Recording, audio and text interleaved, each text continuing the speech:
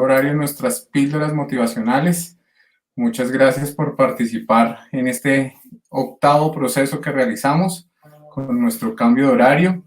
Este es un proceso que realizamos en compañía del grupo de consultoras de Red 360, Gestión Organizacional y ARES, para nuestros clientes, amigos, familiares, el equipo de BNI. Y bueno, queremos que disfruten este espacio. Hoy vamos a hablar de un tema importante para el manejo de las emociones de nuestros niños. Entonces, pues, Joana, bienvenida. Gracias por compartir este espacio. José Miguel, muchísimas gracias. Gracias a ti, gracias a Gestión Organizacional y a ARES por facilitarnos esos espacios que buscan es aportar valor a ustedes con estos temas que cada semana les traemos los viernes. Efectivamente, para quienes hasta ahora se están conectando, estamos estrenando horario. Nos estamos conectando a las 4 de la tarde para permitir que una comunidad mucho más grande nos acompañe en nuestros viernes de píldora motivacional.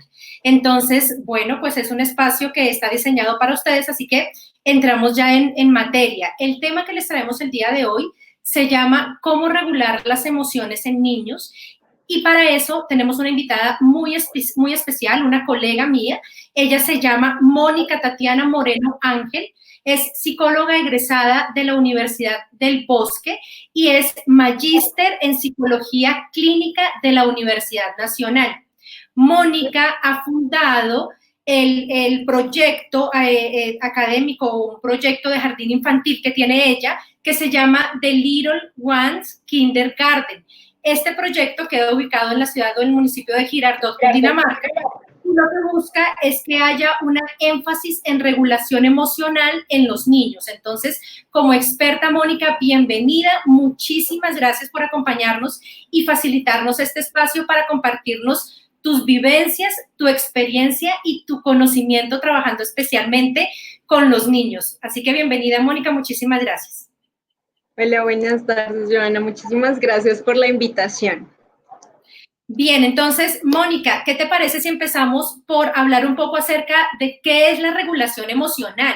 Porque sabemos que existe en todo ser humano independientemente de su edad, pero nosotros hoy le queremos dar un enfoque más hacia lo que son los niños o las personas pequeñas de cierta edad, entre los 2 o 15 años y adolescentes. Entonces, empecemos por dar un contexto a quienes nos escuchan referente a qué es la regulación emocional. ¿Te parece? Claro que sí, Joana. Bueno, la regulación emocional es la capacidad que tenemos todas las personas y que desarrollamos, ¿no? También como capacidad que podemos tener y que también podemos desarrollar para identificar, gestionar y actuar frente a nuestras propias emociones de una forma efectiva y eficaz. Es decir, obviamente la idea es que siempre podamos promover pues nuestro propio bienestar. ¿Qué es como tal la regulación emocional? Aunado a lo que les son todos esos procesos de control que están orientados a manejar cuándo, dónde, cómo y cuáles emociones experimentamos y procesamos frente a diferentes experiencias o situaciones. Aquí hay un componente fundamental dentro del ejercicio de la regulación emocional, además indudablemente de las emociones, y es el tema de las acciones y los comportamientos. Porque tenemos muchísimas formas de actuar, hay muchas formas de actuar. En ocasiones esas acciones pueden ser, llamémoslas, positivas, ¿sí? Tienen consecuencias positivas para nosotros, o en ocasiones pueden derivar algunas consecuencias desagradables, negativas o molestas. Y ahí digamos que está el énfasis importante de la regulación emocional, y es entender esas mejores formas de actuar o esas formas más efectivas y eficaces, como les decía inicialmente, cuando vivenciamos todas esas emociones o todo ese mundo emocional frente a una situación específica. ¿Listo? Entonces, digamos que la regulación emocional como tal es una capacidad que tenemos todas las personas, ¿sí? Desde los más chiquitines hasta los más grandes, para poder identificar, gestionar y actuar frente a nuestras propias emociones. Bien, Mónica, muchísimas gracias. Entonces, voy a aprovechar en este momento para agradecer a las personas que se están conectando con nosotros. Recuerden que pueden hacernos sus comentarios a través de los live, el live de gestión organizacional en Facebook Live y en Red 360. Así que por acá estaremos leyendo las preguntas a través que vaya avanzando nuestro tema iremos leyendo sus preguntas y sus aportes, o si tienen alguna duda frente al tema, para aquellas personas que tienen niños que en este momento se encuentran en sus casas, seguramente va a ser un tema ganador para ustedes, sobre todo porque la regulación emocional y enfocarnos y preocuparnos un poco por esas emociones de los chiquitos es tan importante por esta época.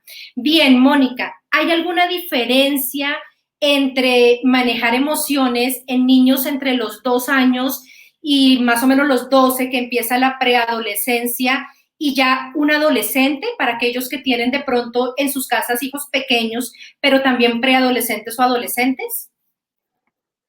Considero que hay unas líneas base para el ejercicio de la regulación emocional y es todo lo que tiene que ver con el ejercicio de identificación, contención y aproximación frente a los diferentes comportamientos que tienen las personas. Sin embargo, obviamente, un niño de 2 años pues probablemente va a necesitar un ejercicio orientativo mucho más fuerte desde el ejercicio y desde el rol del adulto, ¿sí? Es decir, la persona que esté ahí para poder ayudarle a identificar y a procesar esas emociones. Sin embargo, pues eso no implica que el adolescente no lo necesite o no requiera una persona que le valide sus emociones, que le permita expresarlas, etiquetarlas, afrontarlas, ¿no? También, ¿qué va a diferenciar sobre todo, llamémoslo en esos ciclos o en esas etapas, de pronto entre la infancia y la adolescencia? Pues todo lo que tiene que ver también con el ejercicio de las respuestas conductuales o los comportamientos o las acciones frente a esas emociones. Te voy a poner un ejemplo, Joana.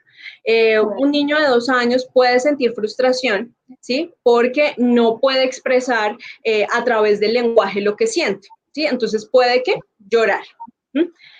Un adolescente, por el contrario, llamémosle así, podría perfectamente expresar esa misma frustración a través de golpes, ¿sí? Eso no significa que es que el chiquito no pueda golpear o el adolescente no pueda llorar, solamente que son representaciones diferentes. Pero si nos vamos a adentrar al ejercicio de la regulación emocional, realmente nos vamos a dar cuenta que hay un ejercicio bastante transversal en los procesos de identificación y gestión de esas emociones.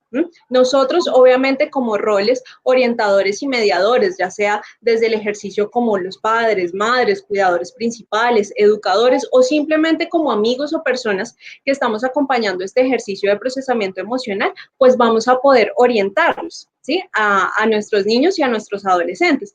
Pero indudablemente el ejercicio de regulación emocional es un proceso transversal a lo largo de la historia de vida. Ok. Muy seguramente una de las preguntas que nos solemos formular cuando vamos a trabajar con niños al interior de nuestras familias, como captar un poco más datos y temas que nos puedan aportar para regular las emociones en los niños, la pregunta será, nosotros a veces no regulamos nuestras propias emociones como adultos. Entonces, muy seguramente ahí habrá un trabajo que también debe hacer en conjunto el padre, la madre, antes de empezar como a trabajar y a evidenciarle a los niños y a empezar a captar un poco como esos comportamientos visibles en ellos que les permite identificar qué es lo que está pasando con los niños emocionalmente en este momento. Porque además, si no lo pueden expresar como tú lo decías, si tenemos un niño en una edad entre 1 año y 2 años, que tal vez su lenguaje no sea aún tan claro, pues puede manifestar la misma incomodidad por estar constantemente en el hogar, que no tiene la oportunidad de salir al parque como habitualmente lo hacía, o de ir al jardín de niños a compartir con sus compañeros, y no logran en este momento comprender muy bien qué sucede frente a las circunstancias. ¿Cuál sería como el accionar que tendría que hacer el adulto primero en sí mismo y después en los niños? Mónica, pues desde tu experiencia. Bueno, hay algo muy importante que tú mencionas, Joana, y es que indudablemente un adulto que no esté regulado emocionalmente, que no esté calmado, no va a poder regular ni calmar a un niño e incluso a otro adulto, ¿sí? O sea, eso es muy complejo. No quiere decir que no se pueda hacer, pero tú tienes que hacer un ejercicio bastante interoceptivo de análisis para poder brindar esas herramientas hacia ya sean nuestros niños o nuestros adolescentes, indudablemente. Entonces, a mí me parece que hay unos componentes fundamentales Creo que no solamente para el ejercicio de la pandemia, ahorita me voy a adentrar un poquito en este tema que estamos hablando de confinamiento, pero creería que a nivel general hay unos procesos importantes generales, ¿no? Y es, primero, hay algo muy importante y es permitirles expresar las emociones. Nosotros normalmente en ocasiones nos podemos asustar cuando los niños lloran o están inconformes o tienen algún tipo de frustración, ¿no? O sea, queremos como darles todas esas respuestas que estén bien, que no lloren. Y realmente las emociones son algo muy natural en las personas. Las emociones son un sistema complejo de respuesta, pero es que las emociones nos permiten generar acciones frente a las situaciones que estamos vivenciando, pero también nos emiten una información para que nosotros gestionemos unas respuestas acordes a esos procesos. Entonces, yo te quería, ahí precisamente con ese primer tip que tú nos estás compartiendo, hay una persona que nos está haciendo una pregunta referente a las mentiras, pues tú nos invitas a que identifiquemos esas emociones en ellos, pero pues también tú sabes que los infantes suelen tener unos momentos de manipulación, tal vez llamémoslos mentiras. Acá la pregunta de Marta dice, ¿cómo manejar las mentiras o el ocultar que está haciendo algo diferente mientras está tomando una clase virtual? Entonces, estamos tratando de identificar cuáles son sus emociones, pero ellos de cierta manera nos las están ocultando. Entonces, ¿cómo el padre puede identificar cuando está mintiendo o cuando realmente está siendo transparente con sus emociones y sus comportamientos? Bueno, indudablemente hay algo importante y es que si está mintiendo, ¿cierto? Eso también nos está brindando a nosotros una información y es que algo está pasando ahí, ¿sí? Y tenemos que entrar a indagar, tenemos que generar y gestionar procesos de diálogo abierto, pero eso no se hace de la noche a la mañana, ¿sí? Eso no se hace solamente con una pregunta de cuéntame o dime la verdad. Eso es algo que puede tomar tiempo porque se gesta en las relaciones que nosotros generamos de cuidadores, de padres hacia nuestros hijos o incluso desde los educadores hacia nuestros estudiantes, ¿no? Entonces, indudablemente es un ejercicio importante, me parece que es una pregunta muy interesante porque yo siento que el ejercicio de las mentiras es que eso nos debe dar a nosotros como adultos una información. La pregunta para mí sería, ¿por qué la necesidad de mentir? ¿Será que va a sentir que le voy a castigar, que le voy a invalidar su emoción, que voy a hacer que realmente no permita expresar esa emoción? Entonces, y además, algo muy importante, y es que permitir expresarles esa emoción no es solamente decirles cómo te sientes, ¿sí? O qué está pasando. ¿Sí? Permitirles expresar la emoción también es escuchar ese silencio. Muchas veces las personas o los niños no quieren hablar. También tenemos que leer ese silencio en ellos. Cada información es importante. Nosotros no solamente nos comunicamos a través de las palabras, nos comunicamos con todo nuestro cuerpo, con nuestras miradas, con nuestros gestos. Si a mí un chiquito me va a decir algo y yo ya sé que de pronto va a poder utilizar una mentira y yo ya le hice una cara de yo me lo conozco o cosas por el estilo, no sé de pronto qué situaciones puedan vivenciar, ¿cierto? Muy similares a, mejor dicho, pues con los ojos, aunque yo no le diga nada, pues ya le estoy informando cosas, ¿sí? Entonces, permitir expresar la emoción no es solamente el ejercicio de cuéntame cómo estás. No, a veces no es así. Y en los adolescentes es mucho más complejo, porque los adolescentes empiezan a tener respuestas monosilábicas, ¿no? Sí, no, nada, bien, mal, ¿sí? Entonces, indudablemente eso no es permitir expresar las emociones. Permitir expresar las emociones es estar ahí, vivenciar, explicarles desde la verbalidad, pero también desde la no verbalidad, que voy a estar ahí para que él sienta, ¿sí? Su emoción y ahí sí, después yo puedo estar aquí para entablar un diálogo, ¿sí? Entonces eso es muy importante, entender eso y leer nosotros también como padres con la pregunta que te hacen, ¿por qué está plasmando mi chiquito, mi hijo, esa mentira? ¿Qué está sintiendo él para tener que mentir? ¿Sí? No quiere decir, y no quiero que se malinterprete que con eso somos mejores o peores padres, no. Simplemente es que tenemos que entrar a indagar, ¿sí? Tenemos nosotros como adultos el ejercicio de entrar a preguntar, a indagar y a establecer diálogos abiertos. con nuestros niños y con nuestros adolescentes. Perfecto, Mónica, muchísimas gracias. Continuemos entonces con los tips que les podemos dar a los padres para que por esta época empiecen a tener mayor regulación emocional con sus niños, sobre todo en las circunstancias que vivimos. Entonces, continuemos con expresar sus emociones que nos estabas contando antes de la pregunta.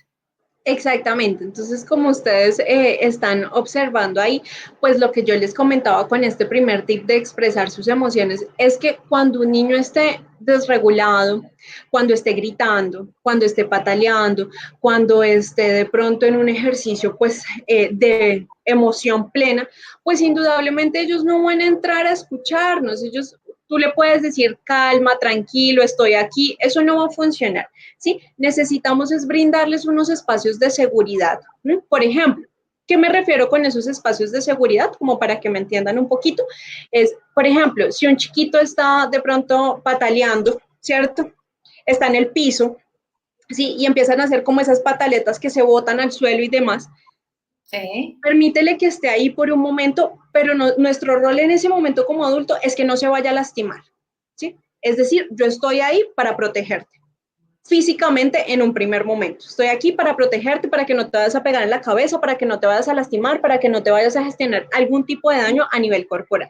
¿Listo? Entonces, eso también es permitirles expresar sus emociones desde la parte física, ¿sí? ¿Por qué? Porque muchas veces nosotros pretendemos que nuestros niños ya sepan controlar sus emociones si nunca se las hemos enseñado, si nunca les hemos enseñado nuevas formas de gestionar, perdón, y de manejar y de regular sus emociones. Entonces, a veces ellos encuentran en la regulación de sus emociones las pataletas, lo que llamamos berrinches, digamos que los golpes, ¿cierto? Pues hay que mostrarles otras formas de poder hacer ese proceso.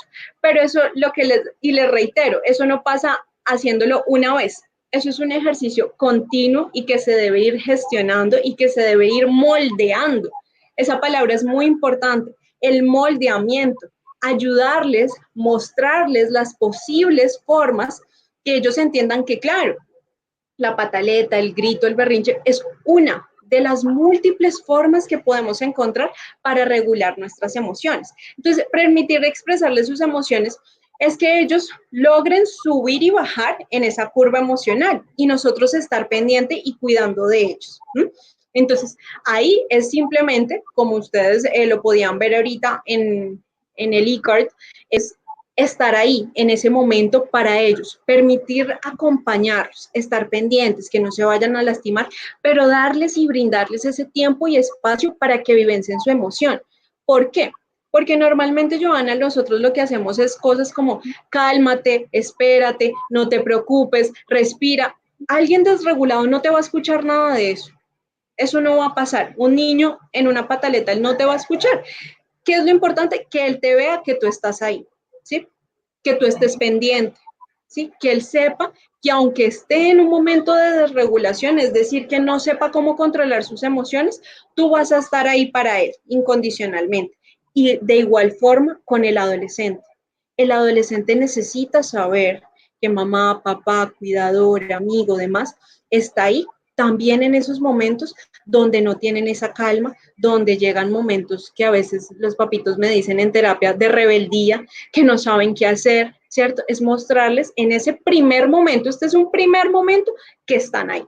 Eso es permitir expresar sus emociones. Mónica, es decir, que en ese momento, de cierta manera, funcionaría como lo haríamos con un adulto, tener presencia, pero no atacar con palabras inadecuadas o tratando de controlar a una persona que en ese momento no va a querer ser controlada.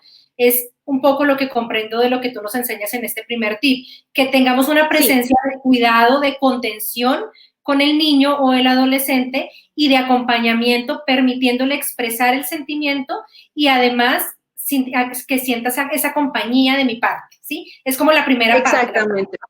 Sí, totalmente. totalmente. Bien, ¿cuál sería el segundo tip?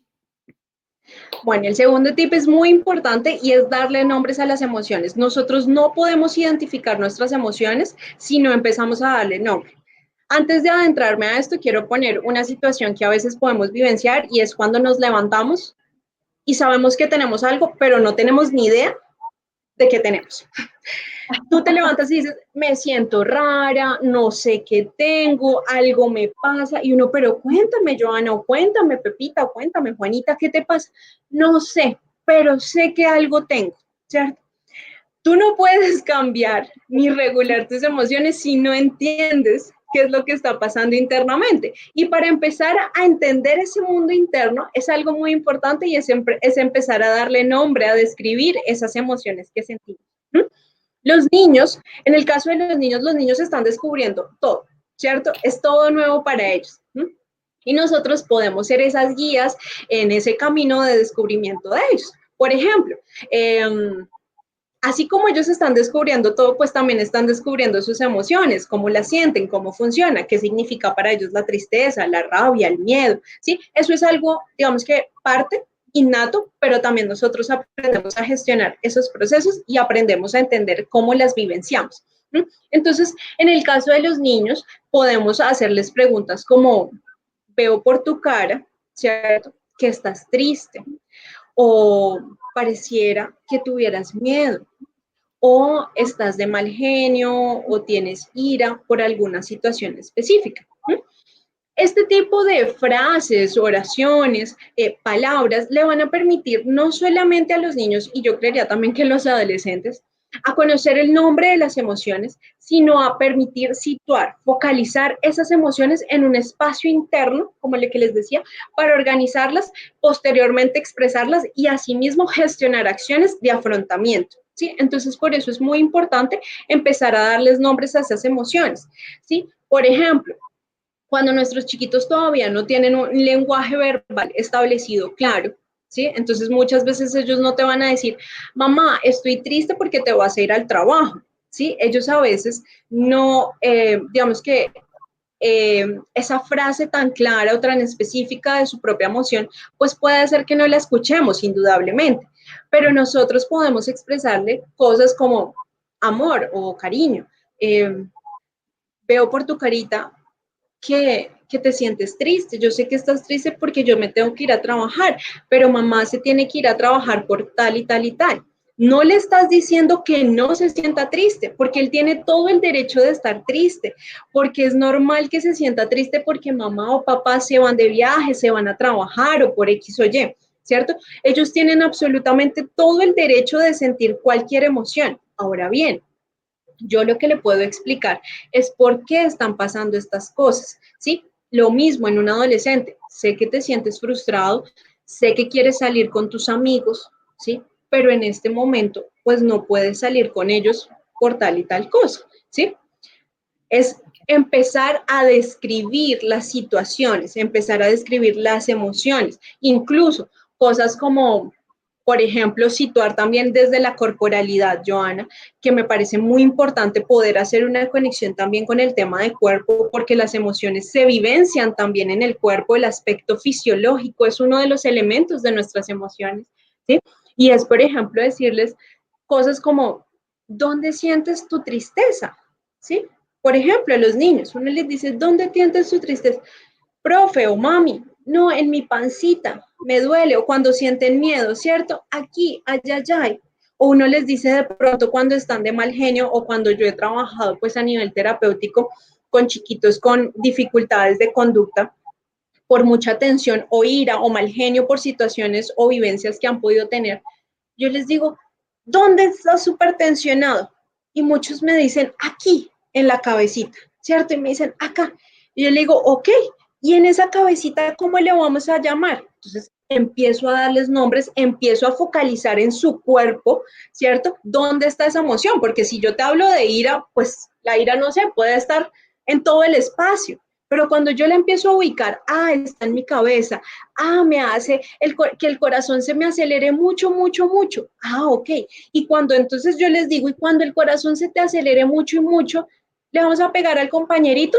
No, ¿cierto? El corazón se nos puede acelerar y podemos estar muy calientes. Pero ¿qué puedo hacer? Bueno, una estrategia puede ser enseñar la respiración, abrazarlo, ¿sí? Es decir, otro tipo de acciones además de, pues, llegar a golpear, ¿cierto? Entonces, mira que cuando empezamos a nombrar y a darle esa figura interna, corporal, es decir, ya empezamos a ubicar en algún espacio interno y cuerpo nuestra emoción, también podemos empezar a gestionarla. Muy bien, entonces el segundo tip para estos padres sería darle ese nombre a las emociones y acompañarlos con el lenguaje verbal y el no verbal para que nos indiquen en dónde existe esa sensación, en dónde tienen esa emoción y así ayudarlos a interpretarlas. Bien, qué información tan valiosa, Mónica. ¿Cuál sería el tercer tip que le podríamos dar a los papitos el día de hoy? Yo creo que hay algo muy importante, Joana, y es preguntar antes de reaccionar, ¿sí? Indudablemente, yo creo que es algo natural, por así decirlo. Queremos que nuestros chiquitos no cometan nuestros errores, no queremos que les pase nada. A nuestros adolescentes, obviamente, también no queremos que cometan nuestros mismos errores en la adolescencia, indudablemente, ¿verdad?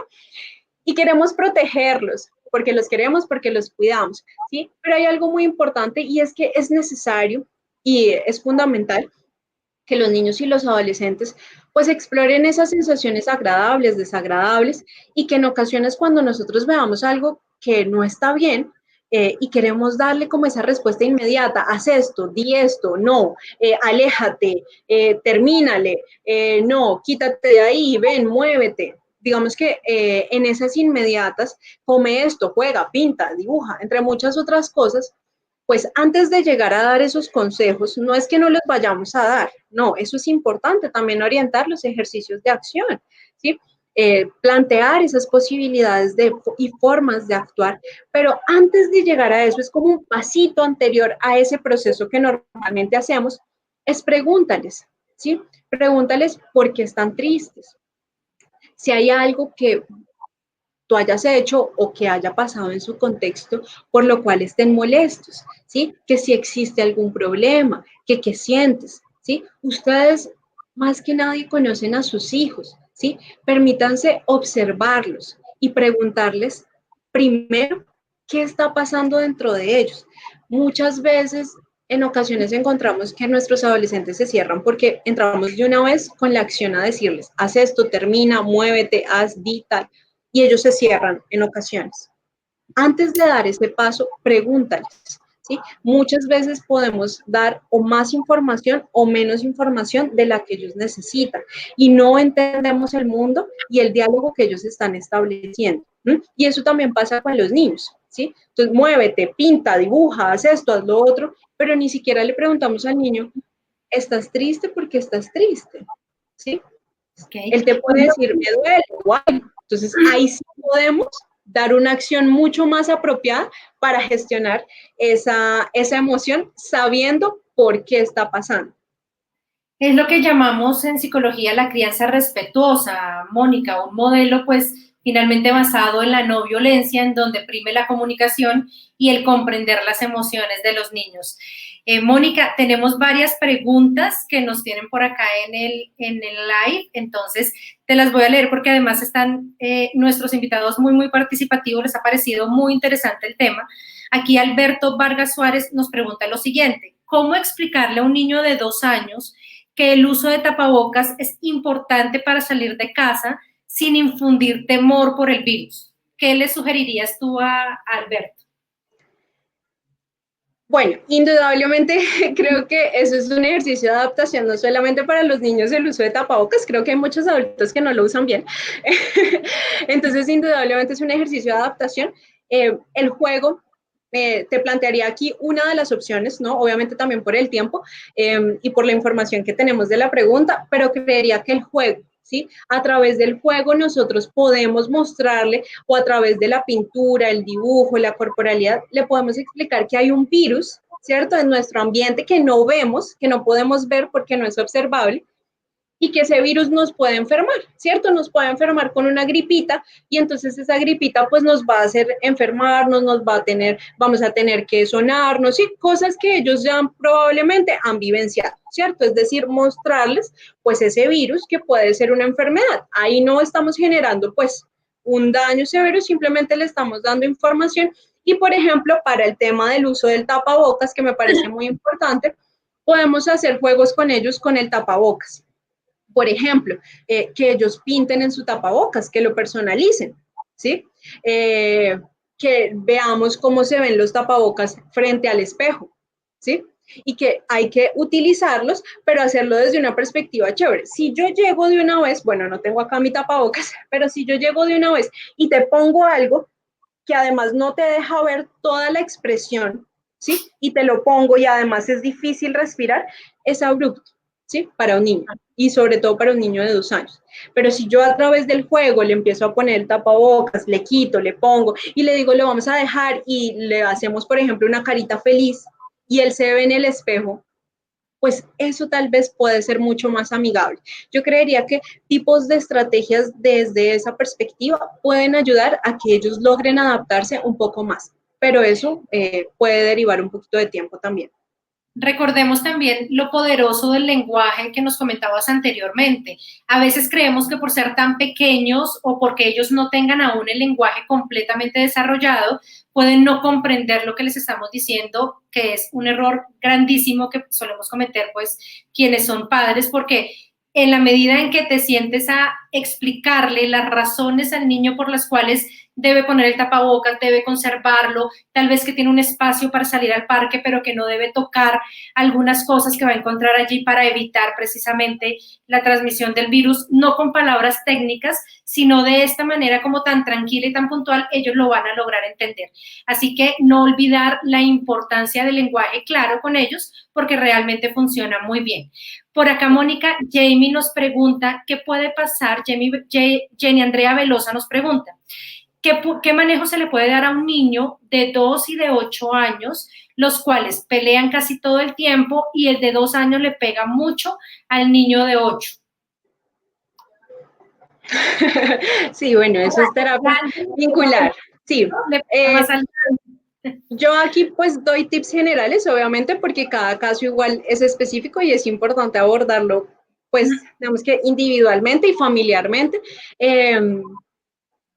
Primero hay que ver cómo es la relación de ellos, ¿sí? ¿Qué está pasando? ¿Por qué se están peleando? ¿Cuáles son las causas de esas posibles discusiones? ¿Sí? Y en espacios de diálogo abierto, pues hay que empezar a explicarle a nuestro chiquito de 2 años que puede estar muy de mal genio, que puede, normalmente nuestros chiquitos, nuestros pequeños son egocéntricos. ¿A qué hago alusión con eso? Y no es que sean egoístas. Lo que pasa es que para ellos, por ejemplo, su espacio, sus juguetes son de ellos, ¿sí? Entonces, apenas ellos están empezando desde un ejercicio que va a tomar unos añitos más, empezar a compartir, por ejemplo, con el hermanito de 8, que el hermanito de 8 ya vivenció esa etapa, ¿sí? Por eso normalmente puede ser que el hermanito de 8 sea un poquito más calmado y más tranquilo, ¿sí? Entonces, indudablemente, por ejemplo, si se están peleando por un juguete, pues hay que empezar a explicarle al de 2 añitos que no hay que golpearlo, pero también hay que explicarle al de 8, pues que si está jugando con ese juguete, pues le permita estar con ese juguete y posteriormente ahí sí empezar a entablar un ejercicio, digamos, de compartir. Te estoy poniendo un ejemplo, ¿sí? Pero indudablemente tenemos que empezar al chiquito de 2 años, que pues según el caso me estás comentando, empezar a mostrarle nuevas formas de actuar, ¿sí? A nuevas formas de entender la regulación. Por ejemplo, yo te voy a poner un ejemplo de lo que hacemos nosotros en nuestro jardín, ¿sí? Para nosotros el ejercicio de la respiración es algo fundamental, Joan, ¿sí? Entonces, cuando un niño, por ejemplo, está muy alterado, primero le permitimos vivenciar su emoción, ¿sí? Y luego yo ingreso a hacer un ejercicio, llamémoslo interventivo, o entro a trabajar con él y le empiezo, por ejemplo, a decir, respira, ¿sí? Cosas tan básicas que realmente son demasiado poderosas y le empiezo a decir, por ejemplo, respira. Y le enseño a respirar y le digo que toque su corazón y empiece a sentir su corazón y exhale. Y entonces al exhalar, pues no le digo inhala, exhala, como le diría a un adulto, ¿no? Respira y bota el aire. Y por ejemplo, le puedo hacer para que él sienta el aire en su carita. Y entonces lo que voy a hacer es ayudarle a bajar esa emoción, ¿cierto? Y cuando empieza a bajar su emoción, ahí sí le puedo explicar, corazón, yo sé que te puedes sentir estresado, te da mal genio, pero por ejemplo a tu hermanito no hay que pegarle, al hermanito hay que amarlo, hay que abrazarlo, hay que darle besos, pero pegarle no, hay que explicarle. No podemos hacer como si nada hubiera pasado, ¿sí? Como, ay, upsi, no, hay que explicarle. Lo que pasa es que hay que ayudarle a encontrar esos procesos. Y tú también nos lo mencionabas anteriormente, que el adulto primero debe estar regulado, ya lo habíamos mencionado en nuestro live, que debe estar tranquilo previo a calmar al niño, ¿no? Que es uno también de los secretos que se deben aplicar como en estos espacios de regulación emocional. Una persona alterada no va a poder ir a calmar a un niño que está alterado. Mónica, pues con esto damos por finalizada la píldora motivacional del día de hoy. Agradecemos enormemente por parte de gestión organizacional, de ARES, por parte de Red 360, a ti y a todas las personas que nos saludaron. Tenemos saludos desde Pereira, tenemos personas que nos saludan desde Bogotá, desde Cundinamarca, y tuvimos pues una afluencia de gente bien importante. Por último, agradecerte a ti por habernos acompañado, por compartir tu conocimiento. Mil gracias. Esperamos tenerte en una próxima oportunidad compartiendo como todas estas experiencias que tienes con los niños y esas nuevas técnicas y herramientas que son tan importantes por esta época, Mónica. Claro que sí, muchísimas gracias a ustedes por la invitación. Siempre hago como esta cuñita y recuerden igual que estos son tips generales, pero es muy importante que si en algún momento encontramos como algo ya importante y significativo, pues siempre tratemos de acudir a especialistas. Pero muchísimas gracias por la invitación. Gracias a ti y a todos ustedes, mil gracias por acompañarnos. No olviden seguirnos en redes sociales. En Gestión Organizacional nos encuentran como @gestionorganizacional en la fanpage de Facebook. En The Little Ones Kindergarten, @The Little Ones Kindergarten, para que sigan a Mónica, que también constantemente está subiendo videos e información muy valiosa para ustedes y para la regulación emocional de sus hijos y para manejar un lenguaje y herramientas apropiadas. Y en Red 360, @Red 360 Soluciones TH en nuestra fanpage de Facebook. Así que a todos muchísimas gracias. Sebastián, Alba Lucía, John Edward, Margie, Dora, a todos mil gracias por acompañarnos en este espacio. Los esperamos el próximo viernes con otra píldora motivacional. Entonces, muchísimas gracias y dejo a José Miguel, que me imagino querrá despedirse de ustedes. Gracias a todos. No, pues Mónica, muchísimas gracias. Mi esposa y yo aquí estuvimos disfrutando de este espacio. Creo que por solicitud de la audiencia vamos a tener una segunda invitación, si nos aceptas. Gracias, Joana. Gracias a todos los participantes. Este espacio lo hemos diseñado para ustedes, para que salgan de la rutina, para que tengan elementos diferentes para compartir con sus familias y hacer de esta nueva realidad un espacio diferente. Un feliz fin de semana y nos vemos dentro de 8 días. Muchas gracias. Hasta luego. Hasta luego a todos. Mil gracias. Feliz fin de semana.